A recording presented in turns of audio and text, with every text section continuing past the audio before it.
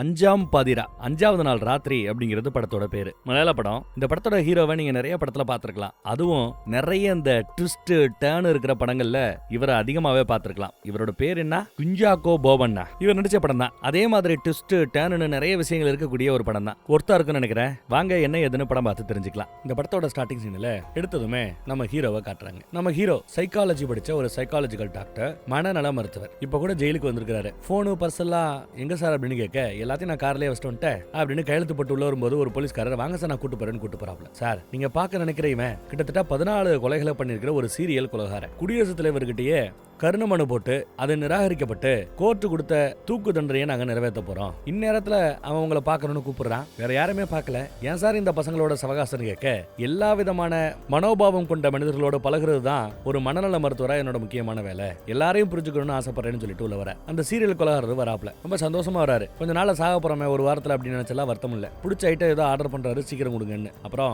என் கூட பேசணும் அப்படின்னு நீங்க 2-3 தடவை இது வரைக்கும் முயற்சி பண்ணிருக்கீங்க. எல்லா தடவையும் நான் முடியாதுன்னு சொல்லி மறுத்திருக்கிறேன். சரி இப்ப சாக போறோம், என்ன பார்க்கணும்னு ஆசைப்பட்டு 2-3 தடவை நோன்னு சொல்லியும் தொடர்ந்து முயற்சி பண்ற மனுஷன் நீங்க. அதான் சரி சாகிறதுக்கு முன்னாடி ஒரு உதவி பண்ணிட்டு போலாமேன்னு உங்ககிட்ட பேசுறதுக்கு சம்மதிச்சேன். என்ன வேணாலும் கேளுங்க, நான் பதில் சொல்றேங்கிறாப்ல. உங்களை பத்தி எல்லாமே தெரியணும், நீங்களே சொல்லுங்கன்னு சொன்னதும் எடுத்ததுமே இந்த கொலைகள் செய்யறதுல ஒரு கொலை 2 கொலை 3 கொலைன்னு போகும்போது ஒரு கட்டத்துல ஒரு பரவசம் வருமா. இந்த பரவசம் இருக்கே அப்படின்னு அந்த நொடி பரவச நிலைக்கு போயிடுவார். அப்புறம் நார்மல் மோடுக்கு வராரு. சின்ன வயசுலயே அம்மா இறந்துடுறாங்க. அப்பா ஏதோ டயர் கம்பெனில வேலை பார்த்தாராம். இவருக்கு மொத்தமா ஒரு 3 பிள்ளைங்க, அதாவது கூட பிறந்ததுக்கு 3. ஸ்டார்டிங்ல ஏதோ ஒரு கறிக்கடையில சேர்த்துட்டு இருப்பாங்க போல. கறிக்கடையில தான் வேலை பார்க்க ஆரம்பிச்சிருக்காரு. அங்க கோழிகளை கொலை பண்ணும்போது அவருக்கு ஒரு விதமான ஈர்ப்பு, ஒரு பரவசம் ஏற்படுது. கோழிகளை அப்படியே கழுகு திருகி ஒரே நொடியில கொல்லாம மெதுவா கொலை பண்ண ஆரம்பிச்சானா. அங்க அவனுக்கு அந்த பரவசம் நிலை கிடைச்சதான். அப்படியே அடுத்தடுத்து பிக்கப் ஆகி மனுஷங்களை அச்சு அச்சு அச்சு அச்சு சாடிக்கும் போது என்னமா இருக்கு தெரியுமான்னு அப்படியே மெய் மறந்து பேசிட்டு இருக்கிறார். நம்ம ஹீரோ இப்போ ஒரு பேப்பர் பண்ணிட்டு இருக்கிறாப்ல. சீரியல் கொலைகாரங்களோட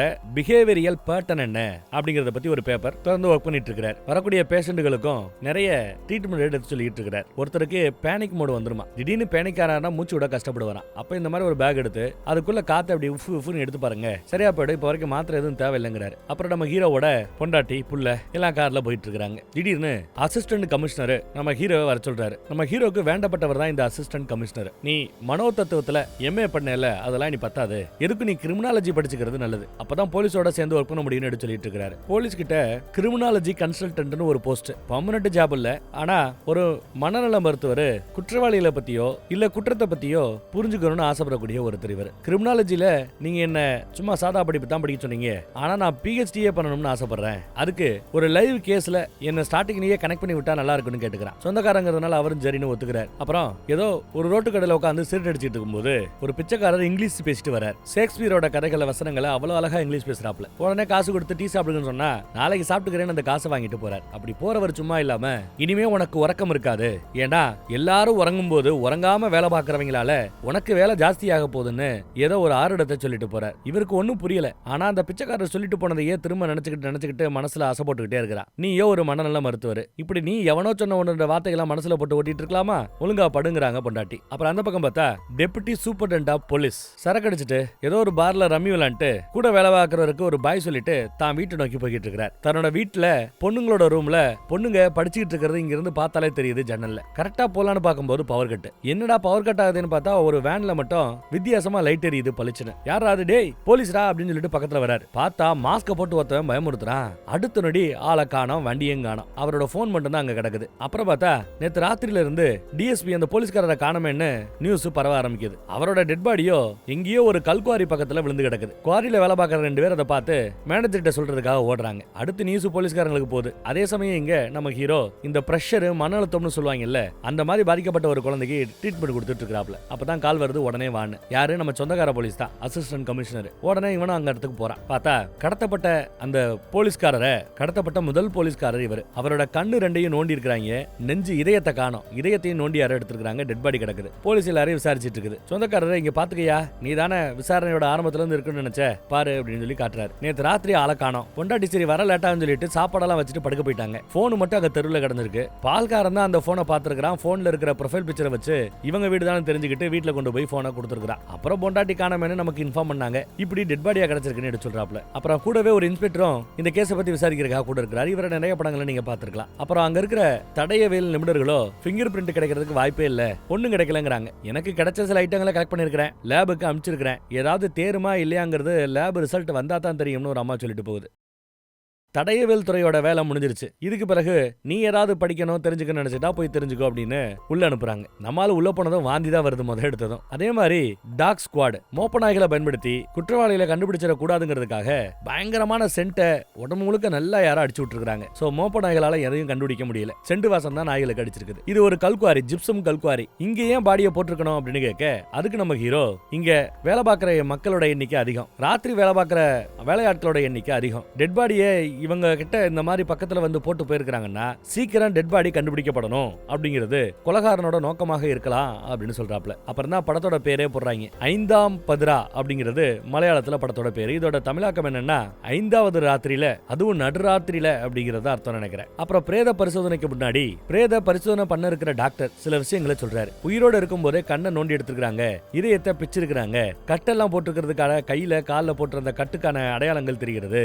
கண்ணு இதயம் அதை தவிர மித்த இடத்துல எதுவும் அடிச்சாப்ல தெரியல. இவ்வளவுதான் என்னால சொல்ல முடியும். அப்புறம் பாடியை கூறு போட்டாதான் மித்த விஷயங்களை சொல்ல முடியுங்கிறாப்ல. அதுக்குள்ள சொந்தக்காரர் அசிஸ்டன்ட் கமிஷனர் தானே, இப்போ கமிஷனர் அம்மாவே வந்திருக்குது. மேட்டரை கேள்விப்பட்டு அவரும் இது வரைக்கும் தெரிஞ்ச விஷயங்கள் எல்லாத்தையும் அப்டேட் கொடுக்குறாங்க. யார் இவர் புதுசா இருக்காப்ல நம்ம ஹீரோன்னு விசாரிக்க இவர் ஒரு கன்சல்டிங் கிரிமினாலஜிஸ்ட், நமக்கு உதவி பண்றதுக்காக இருக்கிறாரு, பிஹெச்டியும் பண்றாருன்னு எடுத்து சொல்றாப்ல. சரி வாங்க உங்ககிட்ட பேசலான்னு ரெண்டு பேரும் உட்கார வச்சு விசாரிக்கிறாங்க. இதை பத்தி நீங்க என்ன நினைக்கிறீங்க நம்ம ஹீரோட்ட கேட்க, கிரைம் நடந்த விதத்தை பார்த்தா கண்ணை நோண்டி எடுத்திருக்காங்க, இதயத்தை நோண்டி எடுத்திருக்காங்கன்னா இது சாதாரண விஷயமா தெரியல. பக்காவா பிளான் பண்ணி ஆளை கடத்தி கண்ணை இதயத்தை நோண்டி பயங்கரமா பழிவாங்குவதற்கான முயற்சியாக இருக்கலாம், இல்ல இது ஒரு மென்டல் இல்னஸா கூட இருக்கலாம். மோஸ்ட்லி பழிவாங்குற முயற்சியாக இருக்க வாய்ப்பு இருக்குன்னு எடுத்து சொல்றாப்ல. எனக்கு அந்த மாதிரி தாட்டு தாங்கறாங்க கமிஷனர் அம்மாவும். சரி, இறந்து போன அந்த போலீஸ்காரர் இதுக்கு முன்னாடி என்னென்ன கேஸ் பாத்துக்கிட்டு இருந்தாரு வச்சாரு, அதுல யாராவது பகைவர்கள் எதிரிகள் யாராவது இருக்கிறாங்களா, உருவாகி இருக்கிறாங்களா, அது இதுன்னு அந்த கோணத்துல விசாரிக்க சொல்றாங்க. அப்புறம் அவர் கடத்தப்பட்ட அவரோட வீட்டுக்கு பக்கத்துல அந்த தெருவுல ஃபுல்லா விசாரணை நடக்குது. போனை தவிர வேற எதுவும் எந்த டீட்டெயிலுமே கிடைக்கல. ஏதோ ஒரு வண்டி நின்னு போயிருக்கிறதுக்கான டயரோட தடம் மட்டும் தான் இருக்கிறதா அங்க ரெண்டு போலீஸ் சொல்றாங்க. சுற்றுலாவில் விசாரிக்கும் போது யாரும் எதுவும் பார்க்கலையா. நம்ம இன்ஸ்பெக்டர் கூட அங்கதான் இருக்கிறாரு. யாரும் பார்க்கல சார்,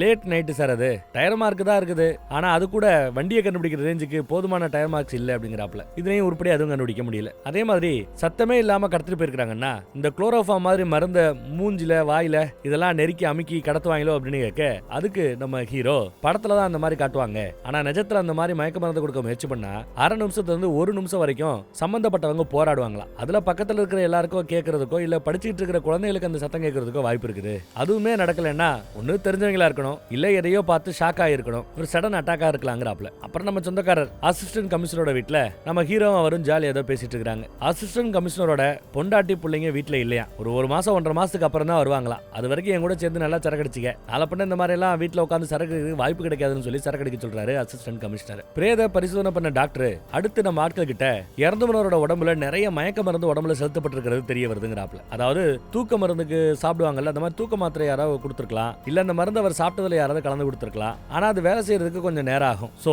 கடத்துறதுக்கு சில வழி நேரங்களுக்கு முன்னாடி கூட கொடுக்கறதுக்கு வாய்ப்பு இருக்குதுங்கிறாப்ல எல்லாம் பேசிட்டு இருக்காங்க. ஏன்னா பொண்டாட்டி என்ன சொல்றாங்கன்னா தூக்க மாத்திரை சாப்பிட்ற பழக்கமே அவருக்கு கிடையாது, தூக்கம் இல்லைங்கிற கம்ப்ளைண்ட்டும் அவர்கிட்ட கிடையாது, சோ அவர் குடிக்க வேண்டிய அவசியம் இல்ல, ஐ மீன் அந்த மருந்து குடிக்க வேண்டிய அவசியம் இல்ல அப்படின்னு எடுத்து சொல்லிருக்காங்க போல பொண்டாட்டி. இன்னும் உருப்படியா எந்த ஒரு ட்ராக் ரெக்கார்டும் கிடைக்கல. கிட்டத்தட்ட 17 இடத்துல டிரான்ஸ்ஃபர் அடிச்சிருக்காங்க அவரை, இறந்து போனவரை. இந்த 17 டிரான்ஸ்ஃபர்ல எவ்வளவு பேரை பகச்சுக்கிட்டாரோ என்னவோ, இந்த ரூட்ல போய் கண்டுபிடிக்கிறது கஷ்டம்னு பேசிட்டு இருக்காங்க. நம்ம ஹீரோ அவரோட பிஹெச்டிக்காக கூடவே இந்த கேஸை சால்வ் பண்றதுக்காக நிறைய யோசிச்சுட்டு இருக்காரு. அப்படி யோசிக்கும் போது அவருக்கு சில பல மேட்டர் தோணுது. உடனே நம்ம அசிஸ்டன்ட் கமிஷனருக்கு போனை போட்டு, இங்க பாருங்க ஒரு கொலைகாரன் தான் செத்துருக்காரு, அவரு போலீஸ்காரர், அதுவும் பழிவாங்குற மாதிரி நிறைய கோரமா கண்ணெல்லாம் நோண்டி எடுத்துருக்காங்க, இது இதோட நிக்கிறாப்ல எனக்கு தெரியல, எனக்கு என்னமோ இந்த கொலைகள் தொடரும், அதுவும் போலீஸ்காரங்களா கொலை செய்யப்படுவதற்கு வாய்ப்பு இருக்குது, எதுக்கும் கண்ட்ரோல் ரூமுக்கு இன்ஃபார்ம் பண்ணுங்க, இருக்கிற எல்லா போலீஸையும் ஒரு ரெட் அலர்ட் கொடுத்து ஜாக்கிரதையா இருக்க சொல்லுங்கன்னு சொன்னா, டேய் முட்டாப்பையிலே எத்தனை மணின்னு பாத்தியாடா, மனநல மருத்துவர் தான், மனநல பேஷண்ட் ஆயிராத வையா போனை கட் பண்ணிடாப்ல. அதை ஒன்னும் பெருசா எடுத்துக்கல. அன்னைக்கு டேட் போயிடுது. அடுத்த நாள் நைட் டியூட்டி பார்த்துட்டு இருக்கும்போது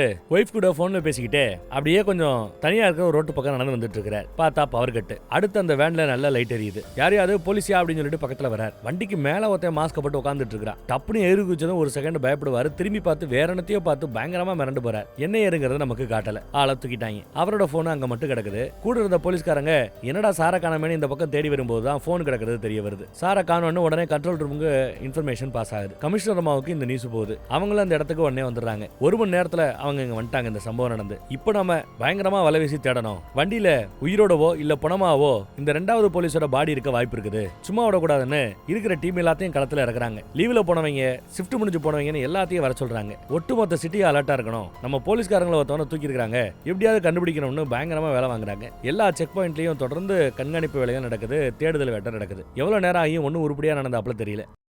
தம் போறதுக்காக அசிஸ்டன்ட் கமிஷனர் இந்த பக்கத்துல வர கமிஷனர் அம்மா அதே சமயம் வெளியில வருவாங்க. மேடம் தப்பா நினைச்சுக்க வேண்டாம், நேத்து நம்ம ஹீரோ கால் பண்ணா இன்னொரு போலீஸ்காரர் கொலை செய்யப்படுவதற்கு வாய்ப்பு இருக்குது. எதுக்கு போலீஸ்காரங்க எல்லாருக்கும் ரெட் அலர்ட் கொடுங்கன்னு சொன்னா நான் தான் அதை பெருசா சீரியஸா எடுத்துக்காம விட்டுட்டேன். இப்ப தப்பாய் போச்சுன்னு வருத்தப்பட்டு சொல்றாரு. பரவாயில்ல சொல்றாரு, அது வரைக்கும் சந்தோஷம். அப்புறம் பார்த்தா ஏதோ ஒரு ஆழ்தன மட்டம் இல்லாத பாதையில போலீஸ் 2 பேர் நிக்கிறாங்க. எதுக்கு ஒரு வேன் வரதை பார்த்துட்டு உடனே வாக்கி டாக்கில அலர்ட் பண்றாங்க. உடனே நம்ம கமிஷனர் அம்மா பேக்கப்புக்கு அங்க வண்டியில் அனுப்புங்கன்ட்டாங்க. இவங்க பக்கத்துல விசாரிக்கிறதுக்கு போனா வண்டி பின்னாடி போகுது, மெதுவா மூவ் ஆயிட்டே இருக்கு.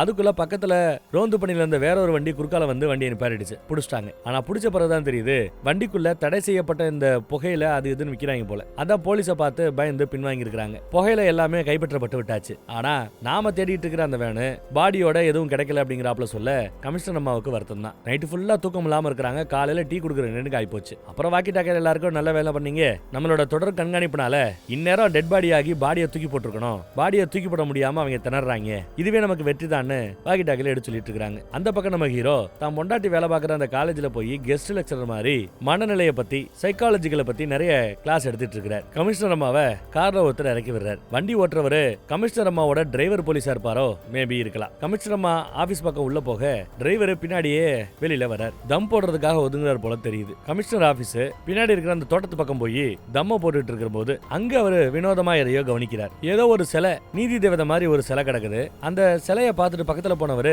2வதா கடத்தப்பட்ட அந்த போலீஸோட பாடி, அதுலயும் கண்கள் நோண்டப்பட்டு இதயம் பிடுங்கி எரியப்பட்டு டெட் பாடி கிடக்கிறத பார்த்துட்டு ஷாக்கு. இந்த பக்கம் டாக்டர் பெஞ்சமின் லூயிஸ் எழுதின ஒரு புத்தகத்தை பத்தி பசங்களுக்கு எடுத்து சொல்லிட்டு இருக்காரு. அதே சமயம் கால் வருது. என்னாச்சு அச்சச்சோ அப்படின்னு பதறாரு ஹீரோ. எமர்ஜென்சி நான் கிளம்பணும்னு கிளம்பிட்டாப்ல. அடுத்த செஷன்ல மீதி கிளாஸ் எடுக்கிறேன், இந்த புக்கை வாங்கி எல்லாரும் படிங்கன்னு சொல்லிட்டு ஓடிடுறாரு. என்னடா குத்துன்னு பார்த்தா கமிஷனர் அம்மாவோட ஆபீஸ்லயே போலீஸோட கோட்டச்சவருக்குள்ளேயே 2வதாக கடத்தப்பட்ட அந்த போலீஸோட டெட் பாடி கிடக்குது. ஊர் ஃபுல்லா இவங்க வெளியில தேடிக்கிட்டு இருந்தா இவங்களோட ஏரியாக்குள்ளேயே வந்து எவனோ போட்டு போயிருக்கான். ஹீரோ வந்து பார்த்துட்டு இருக்காரு. அசிஸ்டன்ட் கமிஷனர் வந்து பார்த்துட்டு இருக்காரு. டிரைவர் தான் ஃபர்ஸ்ட் பார்த்ததா சொல்றாங்க. கமிஷனர் அம்மா மேல ஐஜிக்கு அப்டேட் கொடுத்துட்டு இருக்காங்க போன்ல. இந்த போலீஸோட ஆபீஸ்ல பின்பக்கத்துல சிசிடிவி கேமராஸ் உண்டு. அதனால பாதுகாப்புக்கு போலீஸ் யாரும் இல்ல. அங்க வச்சு நம்ம கமிஷனர் அம்மா நீ கணிச்சது கரெக்ட் தான், ஒரு கொலையோட நிக்காதுன்னு நீ வான் பண்ணிருக்கிற.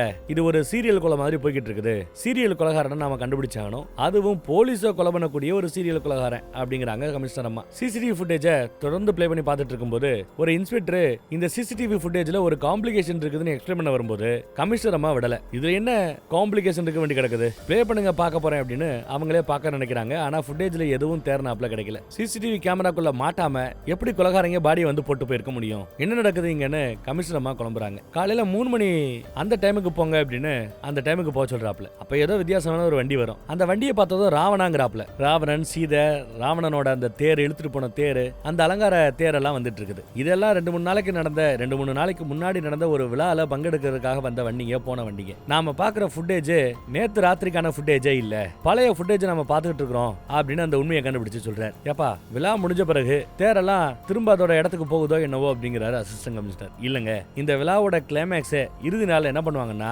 ராவணனோட தேரு, ராவணனோட சிலைனை எல்லாத்தையும் எரிச்சிருவாங்களாம். திரும்பி இந்த மாதிரி போறதுக்கு வாய்ப்பே இல்ல. அப்போ விழா நடந்துகிட்டு இருக்கும் போதோ அதுக்கு முன்னாடியே எடுத்த பழைய வீடியோ சிசிடிவி யாரா ஹேக் பண்ணிருக்காங்க, பழைய ஃபுட்டேஜை ஓட்டி விட்டுக்கிட்டு இருக்காங்கன்னு அந்த உண்மையை கண்டுபிடிச்சு சொல்றாரு. அப்புறம் 2வது கிடைச்ச அந்த பாடி கூடயே ஒரு நீதி தேவதையோட சிலை இருக்கும். அந்த சிலை வருது. கூடவே வந்த போலீஸ்காரரோ முதல் கொலை மாதிரி தான் 2வது கொலையும். ஃபிங்கர் பிரிண்ட் எதுவும் கிடைக்கல. முதல் கொலையில கண்ணன் ஒன்னாப்புல இங்கேயும் நோண்டி இருக்காங்க, இதயத்தை ஒன்னாப்புல இங்கேயும் நோண்டி இருக்காங்க. உயிரோட இருக்கும் போதே இந்த சித்திரவதையை செஞ்சிருக்காங்க. அப்புறம் கொலை பண்ணி போட்டு கொண்டு போட்டாங்க. ஆனா ஒரு வித்தியாசம், இந்த நீதி தேவதையோட சிலை தான் அப்படின்னு சொல்ல நம்ம ஹீரோ நீதி தேவதையோட இந்த சிலையில கொஞ்சம் வித்தியாசம் இருக்குது. பொதுவா நீதி தேவதைங்கிறது கண்ணை மூடுனாப்புல இருக்கும். ஆனா இங்க கண்கள் திறந்து அருவருக்கிறாப்புல இருக்கிற ஒரு வினோதமான நீதி தேவதை இது அப்படின்னு எடுத்து சொல்றாரு. அப்பதான் அந்த ஃபர்ஸ்ட் டெட் பாடி இருக்குல்ல, அதோட போட்டோவை கொஞ்சம் ஜூம் பண்ணி காட்டுங்க அப்படின்னு கேக்குறாரு. அப்படி ஜூம் பண்ணி காட்டும் போது அந்த போட்டோலயும் தூரத்துல ஒரு கல்லுக்கு பின்னாடி இந்த சிலை கடந்திருக்குது. அந்த சிலையோட கையில முனையில இருக்கிற அந்த வால் இருக்குல்ல, அந்த வால் மட்டும் தான் அந்த கல்லுக்கு பின்னாடி நமக்கு தெரியும். அப்படி ஒரு சிலை கடந்ததையே போலீஸ்காரங்க யாரும் கவனிக்கல. நம்ம ஹீரோ போட்டோவை பார்த்தே கண்டுபிடிச்சு சொல்லிட்டார். சோ ஃபர்ஸ்ட் கொலையிலயுமே ஒரு சிலை விழுந்து கிடக்குது. அந்த சிலை எடுக்கிறதுக்காக ஒரு போலீஸ்காரரை அனுப்பிச்சு வைக்கிறாங்க. கட் பண்ணா நம்ம ஹீரோ இப்போ ஒரு ஏடிஎம் மிஷினுக்கு எதுக்கு உட்காந்துக்கிட்டு ஏடிஎம் மிஷின்ல பணம் எடுக்கிறவங்களை ஹேக் பண்ணலான்னு பார்த்துட்டு இருக்கிற ஒருத்தரும் பிடிக்கிறார். இவங்க அம்மா கவுன்சிலிங்காக நம்ம ஹீரோ கிட்ட கூட்டிட்டு வந்தாங்க. அடிக்கடி ஹேக்கிங்னு உள்ள போய் ஏதோ பண்றான், கொஞ்சம் என்னன்னு பாருங்கன்னு. அப்பவே நான் என்ன சொன்னேன், நல்ல விஷயத்துக்கு மட்டும்தான் உன்னோட ஹேக்கிங் ஸ்கில்ல பயன்படுத்தணும்னு. ஆனா நீங்க என்ன பண்ற, வா அப்படின்னு கழுத்தை பிடிச்சி வண்டியில ஏத்தி கூட்டு வர்றாரு. போலீஸ் ஸ்டேஷன்ல அசிஸ்டன்ட் கமிஷனர் முன்னாடி நிக்க வைக்கிறார். இவங்களோட சிசிடிவி ஃபுட்டேஜுக்குள்ள ஹேக் பண்ணி வந்தாங்கல்ல, அதை பத்தி விசாரிக்கிறாங்க. ஹேக்கிங் யார் வேணாலும் பண்ணலாம், ஈஸியான வேலை, கண்காணிக்க முடியும். ஆனா அதை தாண்டி இருக்கிற ஃபுட்டேஜை டெலீட் பண்ணிட்டு அதுக்கு பதிலா ஓடக்கூடிய ஒரு ஃபுட்டேஜை ரீப்ளேஸ் பண்ணி வைக்கிறதுங்கிறது சாதாரண ஆட்களோட செயல் இல்ல, பிளாக் வெப்னு சொல்லுவோம். அதுல எல்லாம் எக்ஸ்பர்ட்டா இருக்கிற சில பேரால தான் பண்ண முடியும் அப்படின்னு எடுத்து சொல்லுவாப்ல. உங்க மூஞ்சியெல்லாம் பார்த்தா எதுவும் புரியுறாப்ல தெரியலையே அப்படிங்கிறா. அதை கேட்டு நம்ம கமிஷனர் அம்மா, இனிமே நம்ம டீம்ல இவனும் ஒருத்தன், இந்த கேஸை சால்வ் பண்றவருக்கும் இந்த பையன் நம்ம கூட தான் இருக்கணும்னு சொல்லிடுறாங்க. நம்ம ஆளு முழிச்சுக்கிட்டு இருக்கிறான். அப்புறம் இந்த நீதி தேவதை சிலையை பத்தி நம்மளோட ஃபேஸ்புக்கு விளம்பரப்படுத்தக்கூடிய எல்லா வாய்ப்புகள் இருக்கக்கூடிய எல்லா இடத்துலயுமே போட்டு விடுங்கன்னு சொல்றாங்க. அப்புறம் அந்த சிலையை பத்தி என்கொயரியும் பண்ண சொல்றாங்க. சிலையை பத்தி நம்ம ஹீரோ என்கொயரி பண்ணி போறார். ஏதோ ஒரு பழைய சிற்ப சிலை வைக்கக்கூடிய இடத்துல போய் பார்த்தா அதே மாதிரி நீதி தேவதை சிலை இருக்குது. ஆனா கண்கள் மூடப்பட்டாப்புல இருக்குது. நீங்க கண்கள் திறந்தாப்புல இந்த மாதிரி நீதி தேவதை சிலை வச்சிருக்கீங்க, இதெல்லாம் நம்ம கிட்ட இல்ல.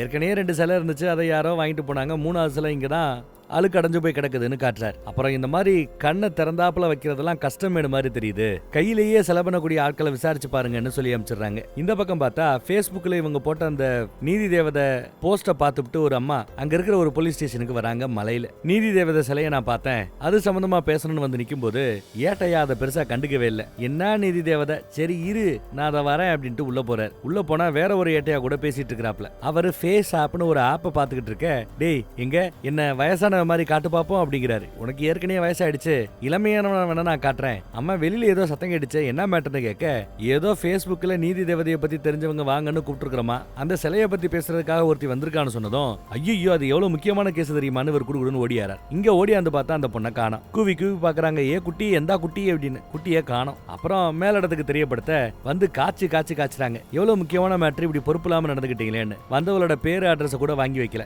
சிசிடிவியாவது இருக்கா அப்படின்னு கேட்டா சிசிடிவி வேலை செய்யலையா, உருப்பட்டாப்புல தானே திட்டிட்டு இருக்காங்க. அந்த பொண்ணுக்கு என்னாச்சோ ஏதாச்சோ ஒண்ணும் பிடிபடல. வீட்லயும் நம்ம ஹீரோ அதை பத்தி நினைச்சிட்டு இருக்க, பொண்டாட்டி அட்வைஸ் பண்ணிட்டு இருக்காங்க. டாவன்சி கோடு கேள்விப்பட்டிருக்கியா, டாவன்சி ஓவியங்களை கேள்விப்பட்டிருக்கியா, அதுல எல்லாம் ஏதோ சில ரகசியங்கள் மறைஞ்சிருக்குதான். அதனாலதான் இப்பயும் நம்ம அதை ஆச்சரியமா பாத்துக்கிட்டு இருக்கிறோம். அந்த மாதிரி எனக்கு தெரிஞ்சு இந்த நீதி தேவதை சிலையிலையும் இந்த சிலையை வடிவமைச்சவங்க ஏதாவது ஒரு சிக்னேச்சரை வச்சிருக்கணும் அப்படின்னு சொல்ல, நாங்க எக்ஸ்ரே கூட எடுத்து பார்த்துட்டோம், ஒரு டீட்டெயிலையும் கிடைக்கல அப்படின்னு வருத்தப்பட்டு சொல்றாரு நம்ம ஹீரோ. இந்த பக்கம் பார்த்தா அசிஸ்டன்ட் கமிஷனர் அம்மா அந்த ஏரியால இருக்கிற எல்லா இன்ஸ்பெக்டரையும் கூட்டு உட்கார வச்சு ஒரு மீட்டிங் போடுறாங்க. மீட்டிங்ல பேசுறதுக்கு முன்னாடி அவங்களோட மொபைல் போன் எல்லாத்தையும் ஆஃப் பண்ண சொல்றாங்க. அப்புறம் மேட்டரை சொல்றாங்க, ஏற்கனவே 2 போலீஸ் நாம இழந்துட்டோம், 3வது ஒரு போலீஸுக்கு நீங்க ஆபத்து நடக்க வாய்ப்பு இருக்குது, அதனால யாரும் தனியா தெரியக்கூடாது, 100 அடி டிஸ்டன்ஸ் விட்டு இருக்கிற எல்லா போலீஸும் ரோட்ல இருக்கணும், ஆள் நடமாட்டம் இல்லாத ஏரியா பகுதியில தாராளமா நீங்க தெரியலாம், எப்பவுமே ஹெட்போனை மாட்டி கனெக்ஷன்லயே இருக்கணும், 2 பேர்ல யாராவது ஒருத்தருக்கு ஆபத்துனா இன்னொருத்தவங்க உடனே ஓடியாந்து உதவி பண்ற ரேஞ்சுக்கு இருக்கணும், இந்த தடவை கடத்த வர்றவங்களை நாம பிடிக்கணும்னு ரொம்ப கட்டணிட்டா சொல்லிடுறாங்க. அப்புறம் அது மட்டும் இல்லாம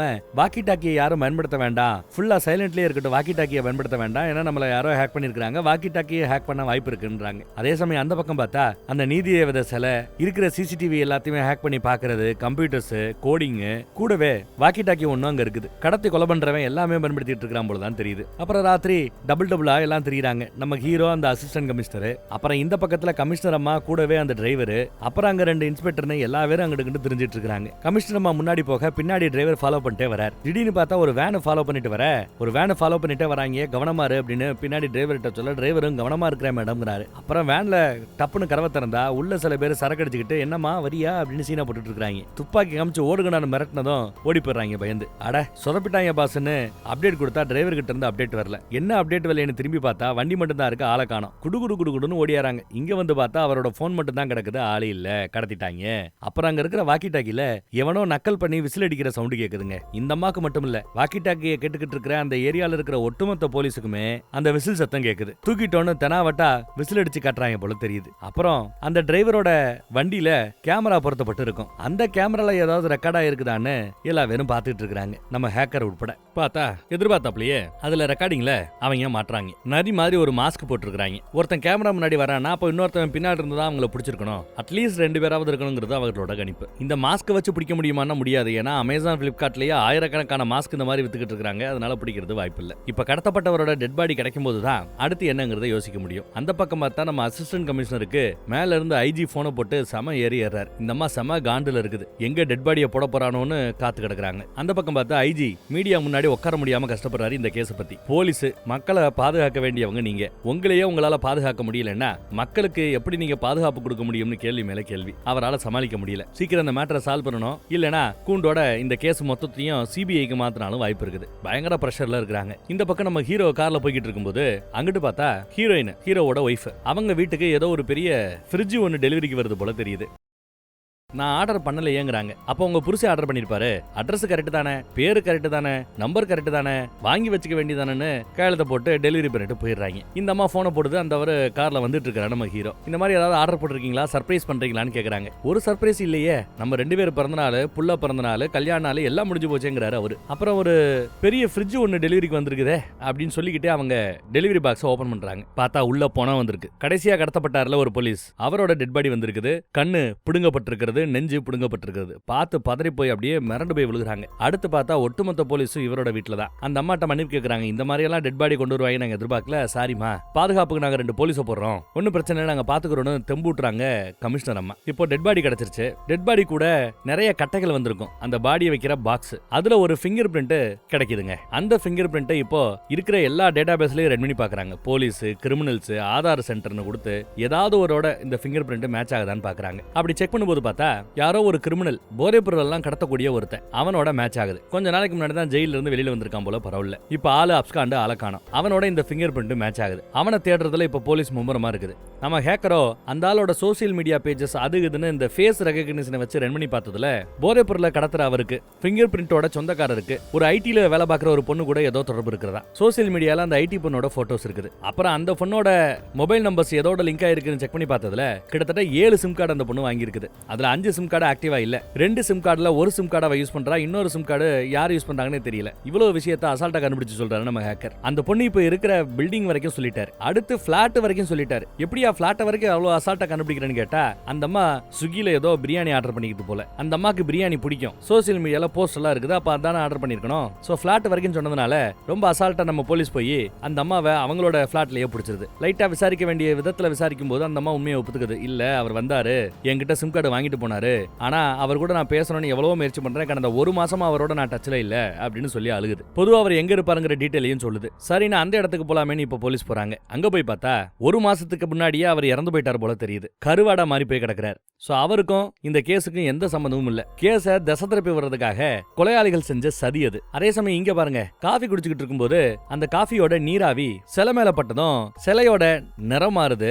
ஏதோ ஒரு சிக்னேச்சர் அங்க எழுதப்பட்டிருக்கிறது. நம்ம ஹீரோயின் கூட அன்னைக்கு சொன்னாங்கல்ல, பொதுவா ஒரு கலைஞர் அவரோட சிக்னேச்சரை வைக்கணும்னு ஆசைப்படுவாருன்னு, அந்த மாதிரி இங்க சிக்னேச்சர் ஒன்னு இருக்குது. ஏதோ எஸ்டியா சம்திங் எழுதி இருக்குது. உடனே நம்ம ஹேக்கர் நெட்ல சர்ச் பண்ணி பார்த்தா காப்பரோட ஏதோ கார்பன் மோனாக்சைடா ஏதோ ஒரு கேஸை சேர்த்து அப்படி அடிக்கும்போது இந்த மாதிரி கலர் மாறும். உள்ள ஏதாவது ரகசியம் எழுதியிருந்தா அது மறைக்கப்படும். ஆனா நீராவி மேல படும்போது மட்டும் அது வெளியில தெரியும். இந்த மேட்டர் தெரிஞ்சிருக்கிற ஒரு சிற்பி தான் தன்னோட சிக்னேச்சரை யாருக்கும் தெரியாம அங்க செதுக்கி இருக்கிறாருன்னு அர்த்தம். ஆனா இந்த சிக்னேச்சர் ரொம்ப பிரபலம். இந்த சிக்னேச்சரை யார் பயன்படுத்தாருன்னு வெளியில விசாரிக்கும் போது மார்க்கெட்ல எல்லா பேரும் ஒருத்தவரை சொல்றாங்க. ரொம்ப ஈஸியா அந்த ஆளை கண்டுபிடிச்சு அந்த ஆள் வீட்டுக்கு வெளியில 2 போலீஸ் எப்பவுமே பாதுகாப்பு பண்ணிட்டு இருக்காங்க. ஒட்டுமொத்த டீமும் வந்து இறங்குது. உள்ளதா இருக்கார், நீங்க போலாம் அப்படின்னு சொன்னதும் இவங்களும் உள்ள வராங்க. அவங்க வர்ற காலடி சத்தத்தை வச்சே போலீஸாங்கிறத முன்னாடியே கணிச்சு சொல்றாரு கலைஞர் சிற்பி. நீங்க தேடி வருவீங்கன்னு எனக்கு தெரியும். அந்த 3 சிலையும் செஞ்சது நான் தான் அப்படிங்கிறார். செய்ய சொன்னவங்கள நீங்க ஏதாவது அடையாளம் கட்ட முடியுமா? அவங்க எப்படி இருப்பாங்கன்னு ஏதாவது டிராயிங் மாதிரி வரைஞ்சு கொடுக்க முடியுமான்னு இப்படி பல கேள்விகளை கேட்கறாங்க. அங்கதான் சிக்கல் அப்படின்னு சொல்லி அவரு கண்ணாடியை கழட்டி காட்டுறார். என்னடான்னு பார்த்தா பின்னாடி போலீஸ் இவரை தேடி வந்தாலும் வாய்ப்பு இருக்குது.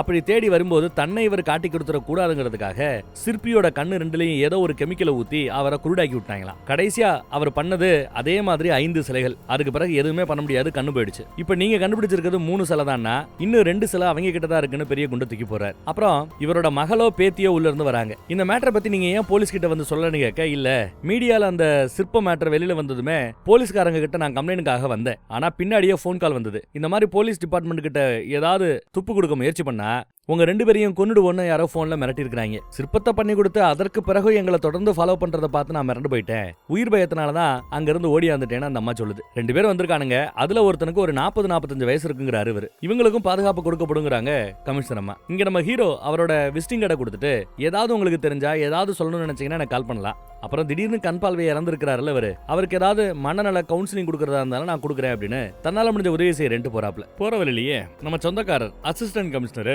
போலீஸுக்கு போன போட்டு டாக்டர் கிட்ட விசாரி அந்த ஆளுக்கு உண்மையிலேயே கண் பார்வை போயிடுச்சாங்கிறத நம்ம தெரிஞ்சுக்கணும்னு பேசிட்டு இருக்கிறார். நம்ம ஹீரோவோ வேற ஏதாவது பிளான் வேணும், போற ரூட் தப்புன்னு ஃபீல் பண்றாரு. அடுத்து பார்த்தா ஒரு போலீஸ்காரர் பைக்ல அவரோட வீட்டு பக்கம் வரார். பின்னாடியே ஒரு வண்டியும் ஃபாலோ பண்ணி வருது. வந்த ஒரு வீட்டுக்கு முன்னாடி பைக்கை போட்டதும் அங்க இருக்கிற நார்த் இந்தியன் பசங்களை மிரட்டி அவங்க கிட்ட இருக்கிற ஏதோ போயிலையா என்னன்னு தெரியல அதை புடுங்கி அதை போட்டுக்கிறார். சாரி எனக்கு சார் அப்படின்னு கேட்கும்போது அடிச்சு விரட்டுறாரு. நார்த் இந்தியன் பசங்களை அவரை கண்டாலே பிடிக்கல. அந்தால உள்ள போனா ஏற்கனவே அங்க ரூமுக்குள்ள 2 பேர் இருக்கிறாங்க மாஸ்க் போட்டுக்கிட்டு. பார்த்ததும் பதறி போறார். அவர் கூட பயங்கரமான சண்டை நடந்துகிட்டு இருக்குது. இதுக்கு மத்தியில அந்த பக்கம் நம்ம ஹேக்கர் ஒரு ஐடியா பண்ணிருப்பான். போலீஸ்காரங்க தப்பிச்சு போகும்போதெல்லாம் அதாவது கடத்தப்படும் போதெல்லாம் அவங்க கிட்ட இருக்கிற போனை கீழே போட்டு போறாங்க. எல்லாரோட போன்லயும் நான் ஒரு ஆப்பை இன்ஸ்டால் பண்ண சொல்றேன். எல்லா பேருமே அந்த ஆப்பை இன்ஸ்டால் பண்ணிக்கோங்க.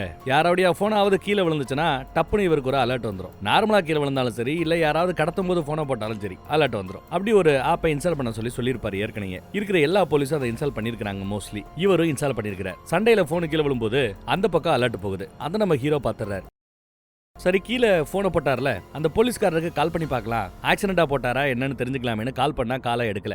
அப்ப சம்திங் ராங்னு புரிஞ்சுக்கிட்டு போலீஸ் அனுப்புறாங்க. ஆனா அதுக்குள்ள ஆளை மட்டையாக்கி வண்டியில ஏத்துறாங்க. அத ஒரு நார்த் இந்தியன் பையன் மாடியில இருந்து பாத்துறான். ஏதாவது சத்தம் வந்துச்சு அறுத்துருவேன்னு மிரட்டதும் பயந்து உள்ள ஓடிடுறான். போலீஸ் வந்து பார்க்கும்போது பாடி இல்ல. ஆனா கடத்தப்பட்டது அப்பட்டமா தெரியுது. எல்லாம் உடஞ்சு போய் கிடக்குது. பவர் கட்டு வேற போல அந்த டைம்ல. ஏதாவது சத்தம் கேட்டதான்னு கேட்டா சுத்தி இருக்கிற யாருமே சத்தம் கேட்கலங்கிறாங்க. எவ்வளவு விசாரிச்சாலும் எதையும் பார்க்கலங்கிறாங்க. ஆனா டெஃபினட்டா எதையும் ஏதாவது பார்த்திருக்க வாய்ப்பு இருக்குது. மறுபடியும் இன்னும் கொஞ்சம் அழுத்தி கேளுங்கன்னு அசிஸ்டன்ட் கமிஷனர் உத்தரவு போடுறாரு. அப்புறம் அங்க இருந்து கிளம்புறாங்க. அடுத்து என்னன்னு டிஸ்கஸ் பண்ணிட்டு இருக்காங்க. இப்ப கடத்தப்பட்டவரோட பாடி எங்க போகுதுன்னு பாருங்க. அவருக்கு மேக்கப் போட்டு தாடி ஒட்டி விக்கு வச்சு ரயில்வே ஸ்டேஷன்ல அதுவும் ட்ரெயினுக்குள்ளேயே வீல் சேர்ல கொண்டு வந்து யாரோ வைக்கிற ஒருத்தி. அப்புறம் எல்லாரும் இறங்கி போன பிறகு பாடி மட்டும் நிக்குது, உட்காந்து கிடக்குது. ரயில்வே ஸ்டேஷன்ல வேலை பார்க்குற ஒரு அம்மா சாரி இறங்கலையான வந்து விசாரிக்கும் போதுதான் அது டெட் பாடின்னு தெரிய வருது. வழக்கம் போல நெஞ்சில ஓட்ட கண்ணை நோண்டி எடுத்துருக்காங்க.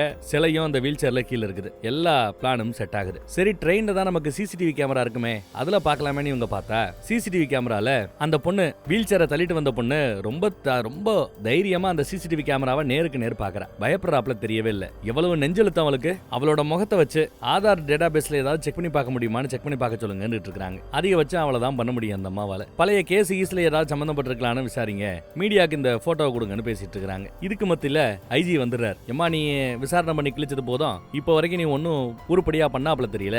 இதோ இவர்தான் இனிமே இந்த கேஸை விசாரிக்க போறார். நீ பேசாம லீவ் போட்டு கொஞ்ச நாள் வெளியில போயிட்டு வா, ரெஸ்ட் எடு அப்படின்னு அனுப்பிச்சு வைக்கிறார். எவ்வளவு முடியுமோ அவ்வளவு சீக்கிரம் ஆபீஸை காலி பண்ணிட்டு கிளம்பு, உன் டீமையும் கலைச்சிரு. நம்ம இன்ஸ்பெக்டர் இருக்கிறார்ல அவர் மட்டும் பழைய அந்த கேஸ் ஃபைல்ஸ் எல்லாத்தையும் இவருக்கு ஒப்படைக்கட்டும்னு புது கமிஷனருக்கு ஐஜி பொறுப்பை ஒப்படைச்சிட்டு போயிட்டார். புது கமிஷனரும் இன்ஸ்பெக்டர் மட்டும் நீ வா அப்படின்னு கூட்டு போறாப்ல. இனிமே அவர் தான் விசாரிக்க போறார் போல தெரியுது இந்த கேஸை. அதை பத்தி எல்லாம் ஐஜி வெளியில மீடியா முன்னாடி இன்டர்வியூவா கொடுக்குறார். நம்ம ஹீரோ அதை பார்த்து வருத்தப்பட கூடவே ஹீரோயினும் பார்த்து வருத்தப்படுது பாவம். அப்புறம் நம்ம இன்ஸ்பெக்டர் 4ஆவதா ஒருத்தரோட பாடி கிடைச்சதுல பாடியை போஸ்ட்மார்டம் பண்ணதுல ஒரு வித்தியாசமான ஒரு மேட்டரை கண்டுபிடிக்கிறார். இதுக்கு முன்னாடி அவங்க 3 பேரோட உடம்புலயும் லைட்டா இந்த தூக்க மாத்திரை ஃபுல்லா இல்ல லைட்டா அதோட ட்ரேசஸ் தெரிஞ்சது. ஆனா 4ஆவதா இறந்தார் இல்லையா அவரோட உடம்புல அப்படி ட்ரேசஸ் தெரிஞ்சாலும் அதை தாண்டியுமே அவர் ஏதோ ஒரு வியாதிக்கு மாத்திரை எடுக்கிறாரா. அது இந்த மாதிரி போதை வஸ்துகளோட வீரியத்தை கட்டுப்படுத்துமா. அதனாலயோ என்னவோ இதுவரைக்கும் இல்லாம இந்த 4ஆவது போலீஸ பிடிக்கிற அந்த முயற்சியில நிறைய சண்டை நடந்திருக்குது.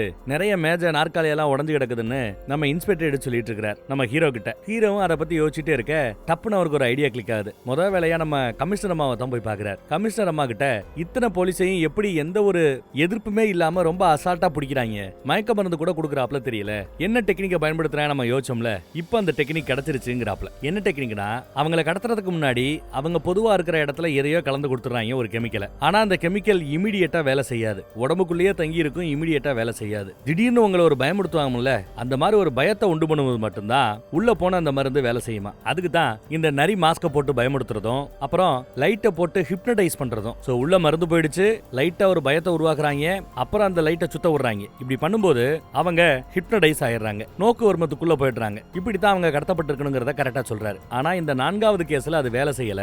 ஏன்னா அவரு வேற வியாதிக்காக எடுத்திருந்த மாத்திரை அதை கவுண்டர் பண்ணிடுச்சு. அவங்களோட அந்த ஹிப்னடிசம் வேலை செய்யல, அதனால சண்டை நடந்திருக்கு, டேபிள் நாற்காலி எல்லாம் உடைஞ்சு போயிருக்குன்னு கரெக்டா சொல்றாங்க. எல்லாம் சொல்லி என்ன பிரயோஜனம், அதுதான் கேஸ் நம்ம கையை விட்டுட்டு போயிடுச்சே அப்படின்னு அந்த அம்மா வருத்தப்பட்டு சொல்லுது. அப்புறம் அது மட்டும் இல்லாம இந்த 4வதா ஒரு ஆளு கடத்தப்பட்டார்ல, அவர் வீட்டுல இந்த குழந்தைங்க எல்லாம் கையில விசிறி மாதிரி ஒன்ன வச்சு சுத்தி விட்டு ஒரு வீலை சுத்தி விட்டு விளையாடுவாங்க, ரொட்டேட்டிங் வீல். இப்ப கூட இவரோட பொண்ணு சுத்திக்கிட்டே விளையாண்டுகிட்டு இருக்கும், அது கிடைச்சிருக்கும். அதை பார்த்தது இவருக்கு டப்புன்னு ஒரு ஐடியா, ஏன் கொலகார அந்த வீலை பயன்படுத்தக்கூடிய ஒரு ஆட்களா இருக்கக்கூடாதா அப்படின்னு யோசிக்கிறார். முதல் வேலையா போலீஸ் ஸ்டேஷன் போய் கொலகாரங்க யாராவது இந்த மாதிரி வீலை பயன்படுத்தக்கூடிய ஆட்கள் எவனாவது இருக்குதா கொஞ்சம் சர்ச் பண்ணி பாருமான்னு கேட்க, அப்படி சர்ச் பண்ணி பார்த்ததுல ஒரு கொலகாரன் இந்த மாதிரி வீலை பயன்படுத்துற ஹேபிட் இருக்கிறவன்னு தெரிய வருது. அவன் யாரு என்னன்னு படிச்சு பாக்குறார். படிச்சு பார்த்தா வெளிநாட்டுல லண்டன்ல போய் படிச்சுட்டு வந்தவன், நிறைய கோடிங், ஹேக்கிங், ஏஐ பல விஷயம் தெரியும். எப்பவுமே கம்ப்யூட்டர் ரூமுக்குள்ள மட்டும் அடைஞ்சு கிடக்கிற ஒரு இன்ட்ரோவர்ட்னு சொல்லுவாங்க. உள்ளேயே கிடக்கிறவர் வெளியில பழகிறதுக்கெல்லாம் யோசிக்கக்கூடிய ஒருத்தர். அவங்க அப்பா பையன் இப்படி கிடக்கிறானேன்னு வருத்தப்பட்டு இருக்கிறார். திடீர்னு பார்த்தா அப்பாவோட ஏடிஎம் கார்டுல இருந்து திடீர்னு பணம் காணாம போகுது. என்னடா பணம் காணாம போகுதுன்னு பார்த்தா இந்த பிளாக் வெப்னு சொல்றோம்ல, டார்க் வெப், யாராலையும் ட்ரேஸே பண்ண முடியாத ஒரு டார்க் வெப்ங்கிற அந்த இன்டர்நெட் உலகத்துக்குள்ள காசை கொடுத்து என்ன வேணாலும் சொல்ல கேட்கலாம். லைவ்ல அதை செய்யறதுக்கு ஆட்கள் உண்டு. அந்த மாதிரி காசை கொடுத்து ஆளை உயிரோட கொல்றதையெல்லாம் இவன் பார்த்து ரசிச்சிருந்திருக்கான். பையன் இப்படி கெட்டு போறானேன்னு பாதிரியாரெல்லாம் கூப்பிட்டு மேட்டரை சொல்லாம லைட்டா பேசி கன்வின்ஸ் பண்ணி அவனை திருத்த முயற்சி பண்றாங்க. ஒன்னும் வேலைக்காகல. அப்புறம் பையன் இப்படி கிடக்கிறானேன்னு அம்மாவும் அப்பாவும் அவன் கூட சேர்ந்து சாப்பிடறத கூட நிப்பாட்டிடுறாங்க. திடீர்னு பார்த்தா சர்ச்சுக்கு வர்ற அம்மா அப்பா வரல, பாதிரியார் கம்ப்ளைண்ட் கொடுத்திருக்காரு. போலீஸ் வீட்டுக்கு வந்து விசாரிக்கிறாங்க. ஏதோ வெளியூருக்கு போனாங்க, வரலங்கிறாப்ல இவன் சொல்லி சமாளிக்கிறான். போலீஸ் எல்லா வீட்டையும் வலை வீசி தேடி பார்த்தாச்சு, வீட்டுல எதுவும் கிடைச்சாப்ல தெரியல, சந்தேகப்படுறாப்ல எதுவும் இல்ல. சரி தண்ணி தவிக்குதேன்னு வாட்டர் கேன்ல பார்த்தா வாட்டர் கேன்ல தண்ணி இல்ல. சரி ஃப்ரிட்ஜுக்குள்ள வாட்டர் கேன் ஏதாவது கூலிங்கா தண்ணி வச்சிருப்பாங்கன்னு ஃப்ரிட்ஜை திறந்தா உள்ள அப்பா அம்மாவை வெட்டு துண்டாக்கி மூட்டை கட்டி ஃப்ரிட்ஜுக்குள்ள வச்சிருந்திருக்கான். இவன் தான் கொலை பண்ணிருக்கான் போல, புடிச்சிட்டாங்க. அப்படி புடிச்சு அவனை இழுத்துட்டு போகும்போது கையில அந்த ரொட்டேட்டிங் வீலை வச்சு அப்படி அழகா ரொட்டேட் பண்ணி சிரிச்சுக்கிட்டே போறான் பாருங்க. இந்த கேஸ்ல ஹேக்கிங் நடந்திருக்குது, நிறைய டெக்னாலஜியை பயன்படுத்தி இருக்காங்க.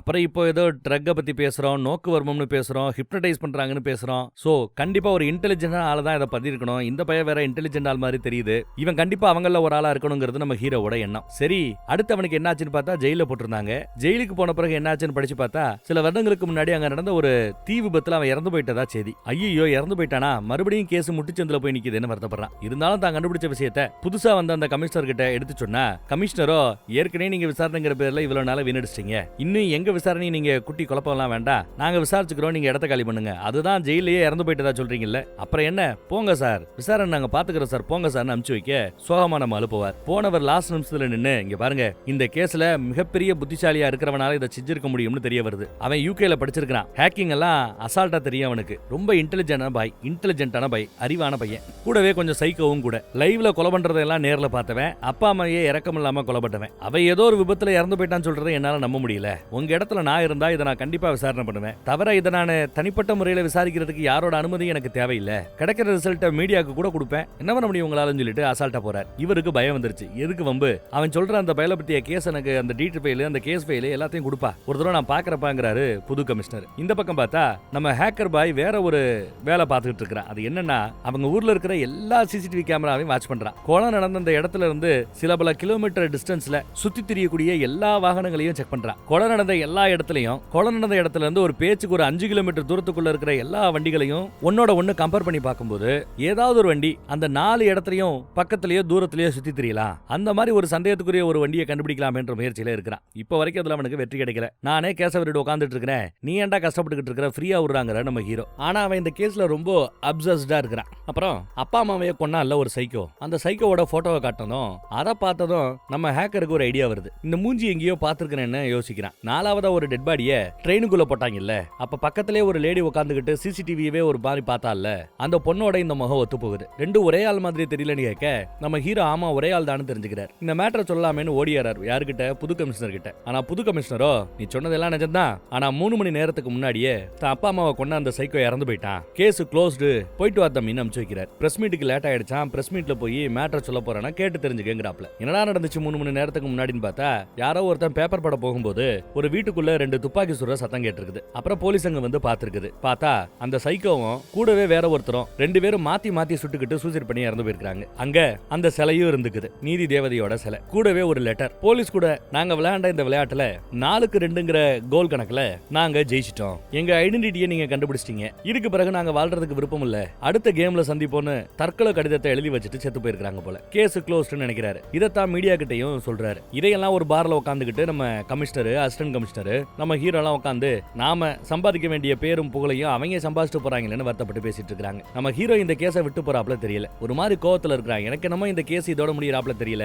இன்னும் ஏதோ ஒரு மர்மம் பின்னாடி இருக்குன்னு டேபிள ஒரு கோவத்துல தட்டிட்டு போறான். ஒரே கேஸ்ல இவன் என்ன இப்படி வெக்ஸ் ஆயிட்டா? நம்ம எல்லாம் எவ்வளவு கேஸ்ல ஃபெயிலியர் ஆயிருக்கோம்னு அசால்ட்டா பேசுறாரு அசிஸ்டன்ட் கமிஷனர். கமிஷனர் அம்மா முறைச்சதும் ஆள் ஒரு மாதிரி ஆறார். அப்புறம் இந்த படத்தோட ஸ்டார்டிங் சீன்ல 14 கொலைகளை பண்ண ஒரு சீரியல் கில்லர் கிட்ட நம்ம பையன் இன்டர்வியூ பண்ணிருப்பான்ல, அதுல இவ்வளவு கொலை பண்ணி எப்படி நீங்க மாட்டாம இருக்கிறீங்க அப்படின்னு கேள்வி கேட்டிருப்பாப்ல. அதுக்கு காரணம் என்னன்னா, ஒரு கொலைக்கும் இன்னொரு கொலைக்கும் நடுவுல 2-2.5 வருஷம் கேப் எடுத்து பாறான். எல்லா பேரும் இனிமே அந்த சீரியல் கொலைகாரன் கொலை செய்ய மாட்டான்னு நினைக்கிறப்போ டப்புன்னு ஒரு கொலை பண்ணுவானா. இதுதான் காரணம்னு சொல்லிட்டு இருக்காப்ல. சோ கேஸ் சால்வ் ஆனாப்ல தெரியணும். ஆனாலும் இந்த கேஸை கண்டினியூ பண்ணணும்னு யாரோ நினைக்கலாம்னு நம்ம ஹீரோ நினைக்கிறார். அதே சமயம் அந்த பக்கம் பார்த்தா நம்ம சிற்பி அவரை பாக்குறதுக்காக ஏற்கனவே வந்து சிலைய வாங்கிட்டு போனவரா இல்ல புதுசா அந்த சிலைய வாங்க வரவரான்னு தெரியல. சிற்பிய பேரை சொல்லி அழகா கூப்பிடுறார். இந்த பக்கம் நம்ம ஹீரோ அவன் கண்டுபிடிச்ச விஷயத்தை எல்லாம் ரெக்கார்டர்ல ரெக்கார்ட் பண்ணி வைக்கிறான். திடுதிப்புன்னு நம்ம சிற்பி கிட்ட இருந்து கால் வருது. ஏன்னா லாஸ்டா நம்ம ஹீரோ தான் விசிட்டிங் கார்டை கொடுத்துட்டு ஏதாவது தெரிய வந்தா கால் பண்ணுங்கன்னு சொல்லியிருப்பாரு. சிற்பியும் கால் பண்ணி வீட்டுக்கு கூப்பிடாப்ல. என்ன அப்படின்னு கேட்டுட்டு ஓடியாராப்ல. கேஸ முடிச்சிட்டதா போலீஸ் பிரஸ் மீட் கொடுத்திருந்தாங்க. அதை பார்த்த பிறகு போலீஸுக்கு கால் பண்ணுங்கிற எண்ணமே போயிடுச்சு. ஆனா உங்க விசிட்டிங் கார்டை கொடுத்ததுனால உங்களை கூப்பிட்டுருக்கிறேங்கிறாரு. நேத்து ஒருத்தர் என்ன பார்க்க வந்தா.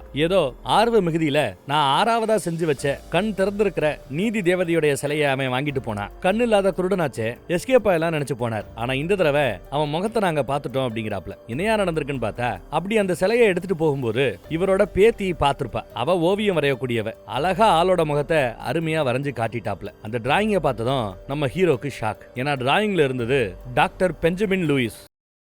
இவர் ஒரு பெரிய ஆள். இவர் எழுதின புத்தகங்களையே நம்ம ஹீரோ தான் மொண்டாட்டியோட கிளாஸ்ல போய் கிளாஸ் எடுத்திருப்பாப்ல. யாராவது விருப்பப்படுறவங்க இந்த புக் எல்லாம் படிச்சு பாருங்கன்னு சொல்லிருப்பாப்ல. அதனாலதான் மூஞ்சிய பார்த்ததும் நம்ம ஹீரோக்கு தெரிஞ்சு போச்சு இவர் யாருன்னு. இப்போ இந்த பெஞ்சமின் லூயிஸோட பிளாஷ்பேக்கு போறோம். ஒரு பெரியவர் தான் அந்த கதையை சொல்றார். பெஞ்சமின் லூயிஸை வளர்த்தவர் இவர் தான். போலீஸ் ஸ்டேஷனுக்கு ஒரு மேட்டரை கேள்விப்பட்டு வேக வேகமா வர்றார். போலீஸ் ஸ்டேஷன் வெளியில பார்த்தா பையன் உட்காந்து அழுதுகிட்டு இருக்கிறான். உள்ள பார்த்தா அப்பா உட்காந்து வருத்தப்பட்டு இருக்கிறார். என்னையா கேஸ் அப்படின்னு பார்த்தா பெத்த மகளையே சீரழிச்சிட்டதா சொல்லி அப்பா மேல கேச போட்டுருக்காங்க. அப்பா அந்த தப்ப ஒத்துட்டு இருந்திருக்கிறார். பையன் வெளியில உட்காந்து கதறி அழுதுட்டு இருக்கிறான்னு பார்த்து இவருக்கு ரொம்ப வருத்தமாய் போயிட அவனை வீட்டுக்கு கூட்டிட்டு போய் என்ன ஏதுன்னு பொறுமையா அவர் விசாரிச்சிருக்கிறார். அப்படி விசாரிக்கும் போது அவன் சொன்ன கதை படு பயங்கரமான கதை. டாக்டர் பெஞ்சமின் லூயிஸ் அந்த பையனோட அப்பா ஏதோ கூலி வேலை பார்த்து தாம் பிள்ளைகளை நல்லபடியா வளர்க்கிறார். அம்மா இல்ல, அப்பா மட்டும்தான். 9ஆம் கிளாஸ் படிக்கிற ஒரு பெண் பிள்ளையும் உண்டு. பெஞ்சமினோட தங்கச்சி ஒரே ஸ்கூல்ல தான் படிக்கிறாங்க. முடிஞ்சளவு ஒரு நல்லபடியா தான் பிள்ளைய வளர்த்துட்டு இருக்கிறார். அவங்களுக்கு பால் வாங்கி கொடுக்கறது, நல்லபடியா பாத்துக்கிறதுன்னு சிறப்பா போய்கிட்டு இருக்குது. திடீர்னு ஒரு நாள் பார்த்தா ஸ்கூல்ல இருந்து கால். ஸ்கூல்ல அந்த பொண்ணு மயங்கி விழுந்துட்டாலாம் தங்கச்சி. டாக்டர் வந்து செக் பண்ணிட்டு இருக்காங்க. என்னன்னு டாக்டர்கிட்ட விசாரிச்சா இவரோட பொண்ணு கர்ப்பமா இருக்காளா. ஐயோன்னு அதிர்ந்து போறார். யார் காரணங்கிறத கொஞ்சம் பொறுமையா கேட்டு விசாரிக்கன்னு சொன்னதா அவருக்கு அழுகையா வருது. அப்புறம் சர்ச்சில் இருக்கிற மதர்ஸ் எல்லாம் வந்து பேசி பாக்குறாங்க. ஒண்ணு வேலைக்கால. யாராரோ கேட்டு பாக்குறாங்க. அப்பயும் வேலைக்கால. ஆனா அப்பா அமைதியா நொந்து நூலா போய் இருக்கிறத பார்த்துட்டு கவலைப்படுறத பார்த்துட்டு வேற வழி இல்லாம அவர்கிட்ட மட்டும் காரணமானவன் யாருங்கிறத உண்மையை போட்டு உடைக்கிறார். காரணமானவர் யாருன்னா இவங்க போற அந்த சர்ச்சில் இருக்கிற பாதிரியார் பென்னட். அவர் பேரு ரொம்ப பாப்புலர். அந்த ஏரியால இருக்கிற பாரிஸ் ஃபார்மிங் அசோசியேஷன் விவசாயிகளோட கூட்டமைப்பு. அதுக்கு அவரு டைரக்டரா. அது மட்டும் இல்லாம சர்ச் சார்பா நடக்கக்கூடிய எந்த ஒரு ரியல் எஸ்டேட் டீலிங்கா இருந்தாலும் அந்த டீலிங்க பாத்துக்க கூடியவரும் இவர்தான். கார்ப்பரேட் டீல்ஸ் எல்லாம் பாத்துப்பாப்ல. அடிமாட்டு விலைக்கு நிறைய ப்ராப்பர்ட்டியை வாங்கி குமிச்சிருக்காப்ல. யாரெல்லாம் அவங்க கஷ்டத்தை சொல்லி சர்ச்சில் கும்பிடுவாங்களோ அவங்க கிட்ட எல்லாம் போய் ஒரு ப்ராப்பர்ட்டியை வித்து கடனை விட்டு வெளியில வர வேண்டியதானே அப்படின்னு ஒரு அட்வைஸ் போட்டு அவங்க ப்ராப்பர்ட்டியை சீப்பா முடிச்சுறாரு போல தெரியுது. இலவசமா அங்க இருக்கிற பிள்ளைகளுக்கு கம்ப்யூட்டர் சொல்லி கொடுக்கறதும் அவர் தான். அப்படி கம்ப்யூட்டர் படிக்க வந்த பொண்ணு தான் நம்ம பயலோட பெஞ்சமினோட தங்கச்சி. பாதிரியார் வேலையா பார்த்திருக்கிறார். மேட்டரை தெரிஞ்சுக்கிட்டு போலீஸ் ஸ்டேஷன்ல நம்மால போய் கம்ப்ளைண்ட் கொடுக்கறாப்ல. கம்ப்ளைண்ட வாங்குற இடத்துல இருக்கிற எஸ்ஐ யாருன்னு நல்லா கவனிச்சு பாருங்க. நம்ம ஹீரோவுக்கு வேண்டப்பட்டவர் அந்த அசிஸ்டன்ட் கமிஷனர். இப்போ வயசாகி போய் கிடக்குறாருல, அவர் தான் அப்ப எஸ்ஐயா இருந்திருக்கிறார். அப்ப அடுத்து கடத்தப்பட போறது இவரா தான் இருக்கணும். அப்புறம் பக்கத்திலேயே சாதாரண பிசி அவத்தோ இருக்கிறாருல, இவர் யாருன்னு நல்லா உத்து பாருங்க.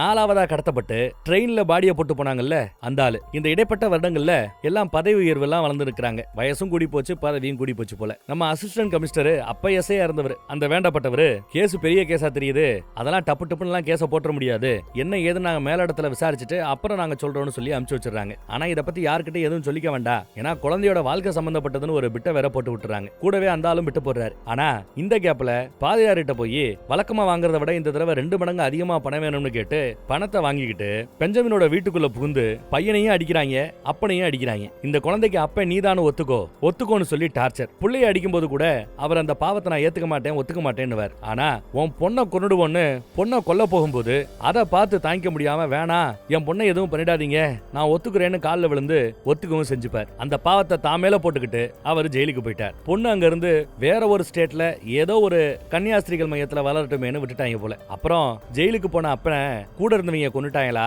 இல்ல அவரே தற்கொலை பண்ணிட்டாரான்னு தெரியல, ஆளு இறந்து போயிடுறார். டெட் பாடியை எரிக்கும் போது பெஞ்சமினுக்கு பயங்கர ஆத்திரம் வரும். அப்பாவை அடக்கம் பண்ணிட்டு அந்த போலீஸை பழி வாங்கணும்னு ஓடுவான். இவங்க தான் நடுவுல கொடுத்து தடுத்து நிறுத்தி ஒண்ணும் பண்ண முடியாரா பொருடா அப்படின்னு அட்வைஸ் பண்றாங்க. அப்புறம் அவரே இந்த பையனை எடுத்து கொஞ்சம் வளர்க்க ஆரம்பிக்கிறார். நல்லா படிப்பான் போல, நல்ல மார்க் எடுக்கிறான். சர்ச்சுக்கு வரக்கூடிய சில ஆட்களோட உதவினால அவங்க கொடுத்த கொஞ்சம் பணத்தை வச்சு அமெரிக்காவுக்கு அனுப்பி பெஞ்சமினை படிக்க வச்சிருக்காங்க. பெஞ்சமின் அமெரிக்கா போய் நல்லா படிச்சிருக்கான். அப்பப்ப கால் பண்ணுவான். இப்ப நடுவுல டச்சே இல்லாம போயிடுச்சு, கால் பண்றது இல்ல. நீங்க சொல்றபடி இதையெல்லாம் பண்றது பெஞ்சமினா இருக்கிற பட்சத்துல அவன் பண்றது நியாயம் தான். அவன் குடும்பத்துக்கு இழைக்கப்பட்ட அந்த அநீதிக்கு அவன் நீதி வாங்கிக்கிட்டு இருக்கிறான்னு எடுத்து சொல்றாப்ல. மேட்டரை கேள்விப்பட்டு முதல் வேலையா தனக்கு வேண்டப்பட்ட அசிஸ்டன்ட் கமிஷனருக்கு போனை போட்டு தான் இப்ப எந்த கிராமத்துல இருக்கிறேன்னு தெரியுமான்னு பெஞ்சமினோட ஊர் பேரை சொன்னதுமே ஆளு பயந்து போயிட்டாப்ல. நீங்க பண்ண பாவம் தான் அப்படிங்கறத நான் தெரிஞ்சுக்கிட்டேங்கிறாரு. உடனே நம்ம வழக்கமா மீட் பண்ற அந்த கிரவுண்டுக்கு வாங்குறாப்ல. தப்புன்னு காலை கட் பண்ணிட்டான். இவருக்கோ பதட்டமா இருக்குது. அந்த கிரவுண்டுக்கு வந்துட்டு நான் கிரவுண்டுக்கு வந்துட்டேன்னு மெசேஜ் போடுறாப்ல. நம்ம ஹீரோ அதெல்லாம் கண்டுக்கல, ஏன்னா அங்க போற ஐடியாவே அவனுக்கு இல்ல. ஆனா கூடவே வேற ஒரு நம்பர்ல இருந்து மெசேஜ் வருது, நானும் கிரவுண்டுக்கு வந்துட்டேன்னு.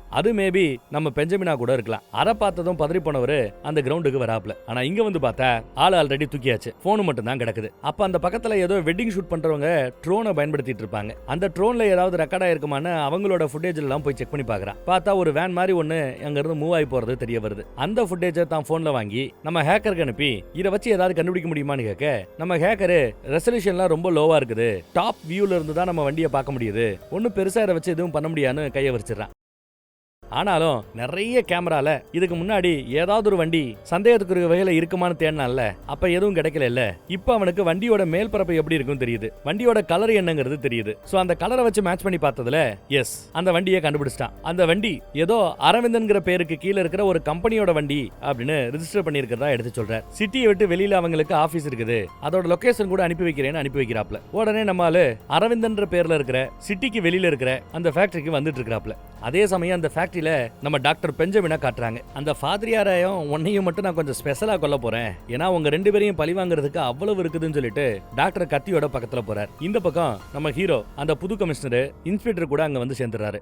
இந்த வண்டி தான் கன்ஃபார்ம் பண்ணிட்டு உள்ள வர பாக்குறாங்க. ஏதோ 2 நாளா பட்னியா போட்டு வச்சிருக்கானா, எதை பண்ணியவா என்னன்னு தெரியல. உன்னை எவ்வளவு முடியுமோ அவ்வளவு சித்திரவதை பண்ணிட்டு மிச்ச மீதிய அதுகளுக்கு போட்டுருவேன்னு சொல்லி நோண்ட ஆரம்பிக்க போறார். எஸ் பண்ணிக தான் பசியா உள்ள கிடக்கிறத கவனிக்க முடியுது. அவங்க அந்த பண்ணிகளை தாண்டி உள்ள வராங்க. கேமரால அதெல்லாம் ரெக்கார்ட் ஆயிட்டு இருக்குது. ஆனா அதை நம்ம டாக்டர் பெஞ்சமின் கவனிச்சாரா அப்படிங்கிறது கேள்விக்குறிதான். புது கமிஷனர் ஒரு பக்கமும் நம்ம பசங்க இன்னொரு பக்கமும்னு அந்த இடத்துக்குள்ள நுழையிறாங்க. அப்புறம் உள்ள போன இன்ஸ்பெக்டரும் நம்ம ஹீரோவுமே அங்கிருந்து 2ஆ பிரிஞ்சு போறாங்க. ஆக மொத்தம் வந்தது 3 பேரு.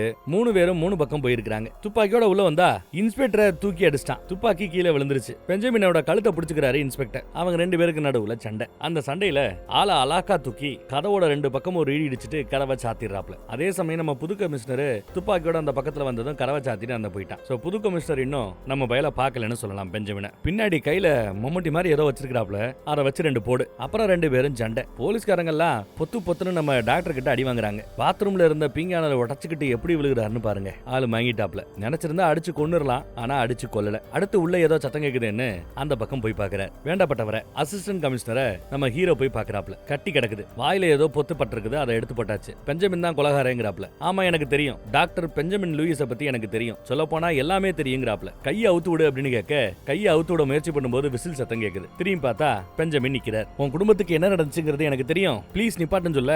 தெரியும்ல, அடுத்து நான் என்ன பண்றேன் சொல்லு அப்படின்னு கேட்கும்போது நம்ம ஹீரோ முழிக்கிறான். நெஞ்சிலேயே ஓங்கி ஒரு எத்து விடுறாப்ல. கையில ஒரு பெரிய கத்தி எடுத்துட்டு பக்கத்துல நெருங்கி வரும்போது கிடைச்சதெல்லாம் மேல தூக்கி எறிகிறார். ஹீரோ மேல அந்த கத்தியை விட்டு எறிய அது கண்ணாடியில குத்திக்கிட்டு நிக்குது. ஜஸ்ட் மிஸ் தான். பின்னாடி நின்னு பிடிச்சிக்கிட்டு இருக்க தூக்கி வீசுறார். ஹீரோ விழுந்துட்டாப்ல. எனக்கு நம்ம போலீஸ்காரங்களை பாவம் பார்த்து விட்டுட்டு வந்தாப்ல தெரியல. உள்ள ஏதோ சத்தம் கேட்டது என்ன தான் இந்த பக்கம் வந்திருப்பார் போல தெரியுது. ஒரு கட்டத்துல நம்மால ஓடி போய் அங்க இருந்து அருவாவை கையில எடுத்துக்கிறாரு. அவனை நோக்கி வீசினா அவர் அருவாவை பிடிச்சு நம்ம ஹீரோவோட கழுத்து பக்கத்துல நெருங்கி கொண்டு போய்கிட்டு இருக்கிறாப்ல. அப்புறம் சண்டையில அருவா விழுந்துருது. மறுபடியும் நம்ம ஹீரோவை கீழே தள்ளி காலில் லாக் பண்ணி கையால கழுத்தை போட்டு நெரிக்க ஆரம்பிக்கிறாப்ல. ஆல்மோஸ்ட் சாக இருக்கிற அந்த தருணம், மூச்சு கொஞ்சம் கொஞ்சமா நிக்கிற அந்த தருணம், பின்னாடி பார்த்தா நம்ம கமிஷனர்மா வந்து நிக்கிறாங்க. கையில நல்ல ஒரு பெரிய கட்டையை எடுத்து வந்திருப்பாங்க.